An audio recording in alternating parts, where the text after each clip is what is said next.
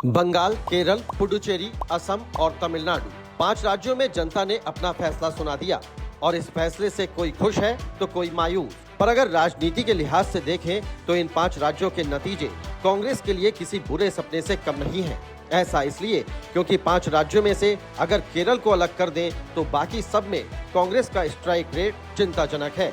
ना असम में कुछ खास प्रदर्शन, ना बंगाल, ना पुडुचेरी, ना ही तमिलनाडु। अब इन नतीजों के बाद कांग्रेस से ही 2 तरह की चीजें सामने आई हैं। एक तरफ राहुल गांधी जो चुनाव आयोग, बीजेपी और सिस्टम पर लगातार सवाल उठा रहे हैं, तो दूसरी तरफ प्रियंका गांधी वाड्रा जो चुप है, बिल्कुल चुप। सिर्फ एक लाइन, केरल के कार्यकर्ताओं को बधाई। ना कोई आरोप, ना कोई गुस्सा, ना कोई बयान। तो अब सवाल ये, क्या कांग्रेस के अंदर सब ठीक है या 2027 के चुनाव से पहले कांग्रेस में शुरू हो चुकी है एक साइलेंट वॉर?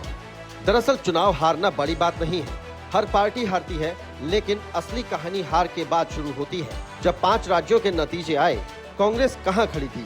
केरल को छोड़कर लगभग हर जगह हार। कई जगह पार्टी सीधी टक्कर भी नहीं दे पाई, पार्टी का वोट शेयर भी गिरा।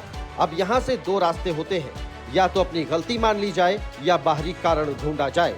और यहीं से भाई बहन यानी राहुल और प्रियंका की कहानी अलग हो जाती है।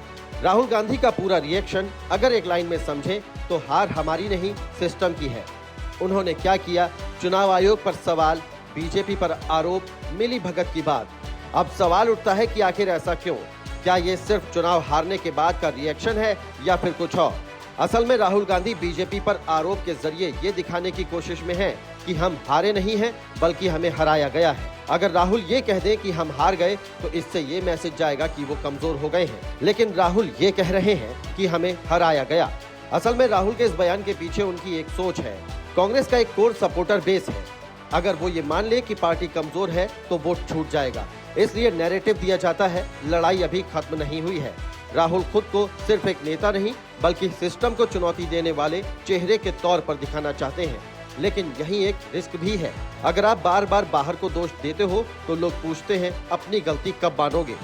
अब आते हैं प्रियंका गांधी वाड्रा पर। उनकी खामोशी को लोग कमजोरी समझ रहे हैं, लेकिन राजनीति में खामोशी भी एक मैसेज होती है। उन्होंने क्या किया? कोई ऐसा पॉलिटिकल बयान नहीं, किसी पर आरोप नहीं, सिर्फ कार्यकर्ताओं को बधाई।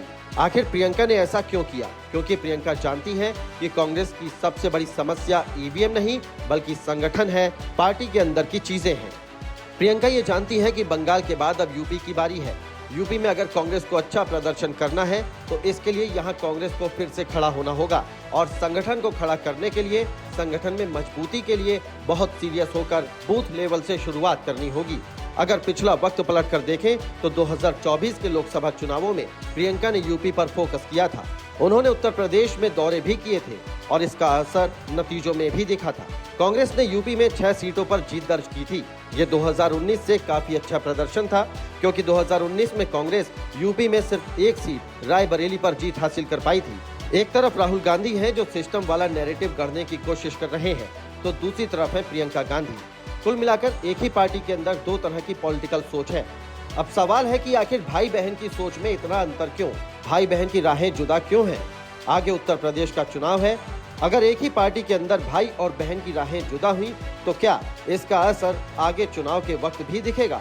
और राहुल गांधी, प्रियंका गांधी के विचारों का ये अंतर क्या भविष्य में कांग्रेस के अंदर फूट की कहानी भी लिख सकता है? क्योंकि इस बात से इनकार नहीं किया जा सकता कि कांग्रेस पार्टी के अंदर एक खेमा ऐसा भी है जो लगातार दबी जुबान में राहुल गांधी की जगह प्रियंका गांधी को पार्टी की कमान सौंपने की बात करता रहा है।